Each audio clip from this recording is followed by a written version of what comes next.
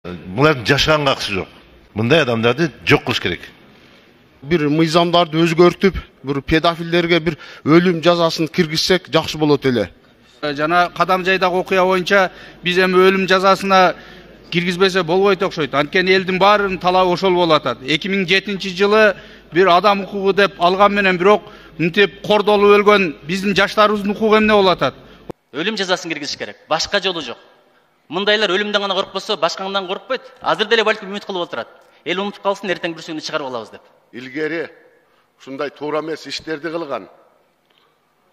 Туура эмес иштерди жасаганда ошол эл чогулуп эле ташбаранга алып өлтүрүп койчу. Конституция өзгөртүү киргизиш керек. Элдер талап кылып атат. Ошол көп кылмыштуулуктан кийин өлүм жазасын киргизиш керек экен да Конституцияга. Ансыз уже иштер жылбай калды. Болбосо алар кирип алып ошол түрмөдө отургандар көп бар азыр өлүм эмесин пожизненно алгандар. Бирок алар бардыгы эле анан кийин ходатайство жазып эле бир помилование кылып эле чыккандар бар экен да. Ошону менен ошол өлүм жазасын киргизбесек, азыр бул күндүн талабы болуп калыптыр. Башка нерселерге карабай, ушу Конституцияга өзгөртүү кириш керек, ушул өлүм жазасын киргизиш керек. 2009-жылы мен өлүм жазасын киргизишибиз керек деген үчүн кызматтан кеткем. Ал дүйнөлүк биздин убадабыз бар. Ага моратория жарыяланган. Анын үчүн референдум өткөрүш керек. Келиңиздер референдумга 300 000 кол топтогонго мына партиялар жардам берсин. Келиңиздер процедураны баштайлы. Баштап туруп референдумга чыгарганга аракетибизди кылайлы.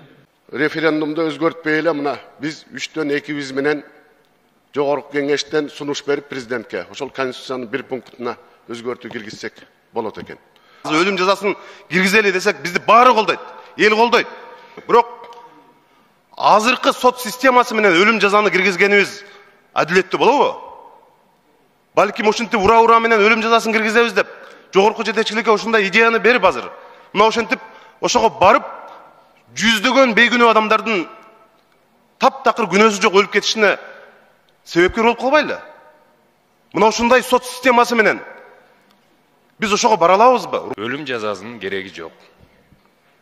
Биз бардыгыбыз билебиз, сот бийлиги кандай экен, тергөө процесстери кандай жүрөт экен.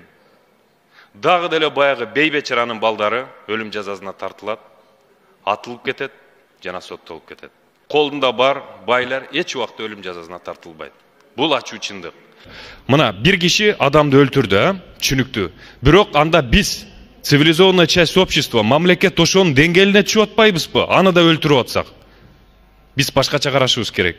Өмүрдү Кудай берген, и только Кудай ала алат.